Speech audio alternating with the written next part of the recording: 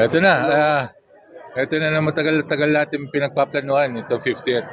So, nandito na tayo, 50 na tayo, madami tayong mga plano. One, may press con tayo sa October 1. Tapos ngayon, may media day para sa inyo. Sa October 4, meron tayong fellowship na iniimbita namin lahat ng mga players at lahat na tumulong, staff, ball boy, production sa TV, coaches na nakatulong sa PBA. Kahit sa maliliit na bagay na iniimbitahan natin na nandun sa October 4 sa Meralco, 5 o'clock. Sama-sama tayo doon. May mga artista, may mga tutugtog. Ewan ko lang kung pwede ko na sabihin, pero nandun si Martin Rivera, nandun si Gary V, at may mga tumutugtog para masaya tayo lahat doon. At tutugtogin din nila yung mga iba't ibang dekada since 1975. Tapos sa October 5, meron tayong Leo Awards. Tapos opening natin. Tapos nandun din lahat yung mga inimbita natin ng mga players.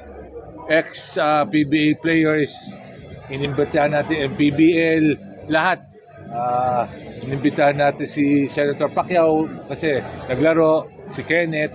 So lahat, inimbita natin na lahat na makita ko na magkasama-sama tayo sa October 4 and October 5.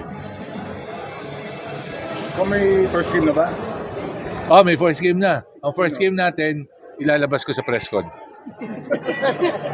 Sa press con naman para sabay-sabay kayo. Tapos, madami lang tayong laro sa Inares. Kasi yung ibang venue, yung Ninoy Aquino, gagamitin yata ng World Futsal. World something, di ba? Tapos, nire-renovate ang Phil Sports. Ang alam naman niyo, pag gantong panahon, bare months, si Araneta at si Mo, nahihirapan tayo. So, kalimitan natin, Inares, Antipolo, Montalban, Rizal. Pagpasensya mo na niyo yung venue. Pero magaganda naman yung venue na yun. Inares, Antipolo o Montalban? Antipolo at Montalban.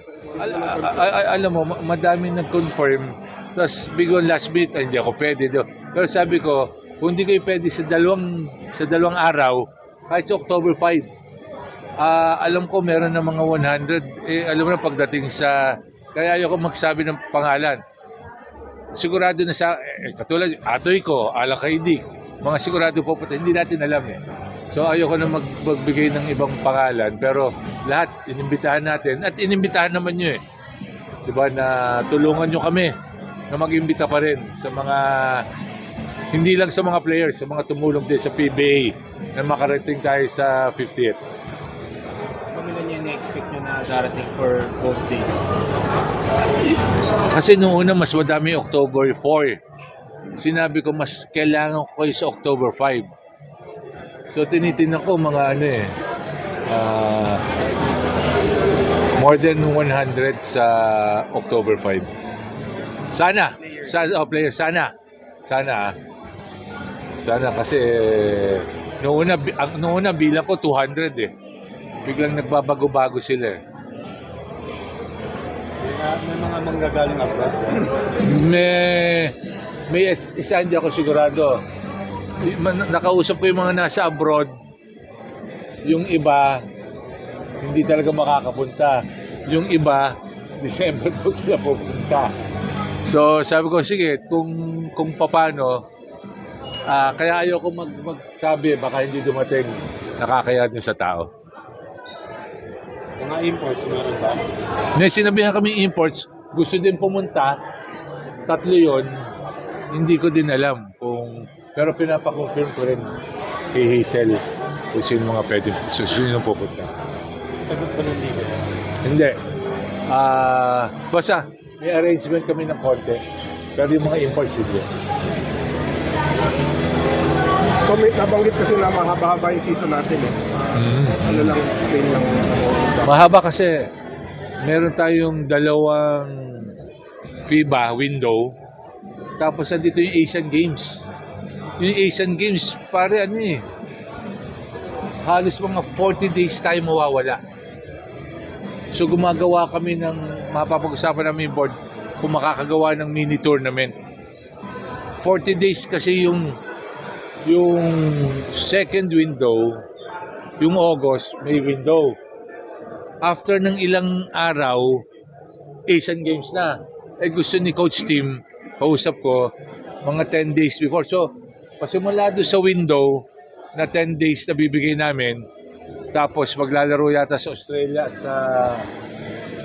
sa New Zealand, mga ilang araw, kesa maglagay ako ng laro ng 2 araw, 2 game days, idediretso ko na. Papadiretso ko na para sa Asian Games. So halos 40 days tayo mawawala. Pero gagawa naman tayo ng mini tournament.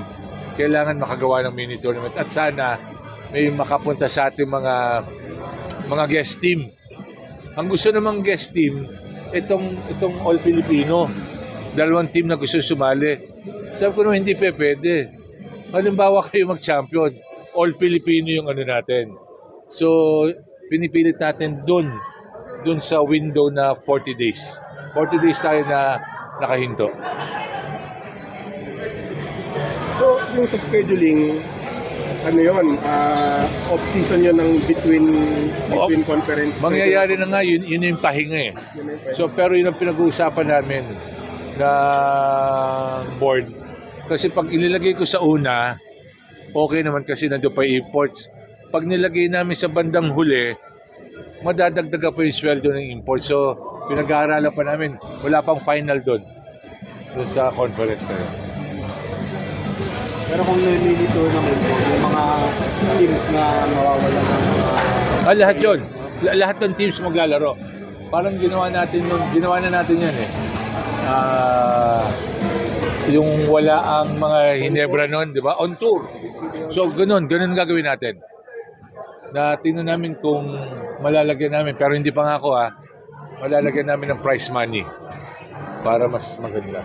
Yung ibang format naman. Yung sa Northport, kailan pag-release sila? Kasi may uncertainty pa tukol dun eh. Alam ko by this week. Ano na bang 24? 25? Bago mag-Monday. Halos done deal na eh. Yung ano nila lang, yung mga papeles na lang. Halos done deal na yan. So, yun nga, mamaya yung Northport. So, pala yung Northport nila. Pero sa opening, baka iba na yun. Baka iba na yung yung uniforms nila. Kaya, sinabi ko wag muna silang kuhanan. Sa ibang lang, kasi mag-iiba yun eh. Pero, hindi, dadating. Kaya nga, baka tanungin nyo sila, hindi din pa nila alam. So, tungkol sa players, okay lang. Pero by Monday, alam ko tapos na yan eh. Papers na lang ang pinag-uusapan dyan. Ano mga papel kaya yun? Financials na lang. Permahan at mga deed of sale. Mga nitty-gritty na lang na parehong legal nila ang nangangailangan. Pero sa atin, mukhang okay na sa atin. Sinabi na ba nila? Meron na sinabi sa akin pero gusto ko sila magsabi. May produkto na sa akin.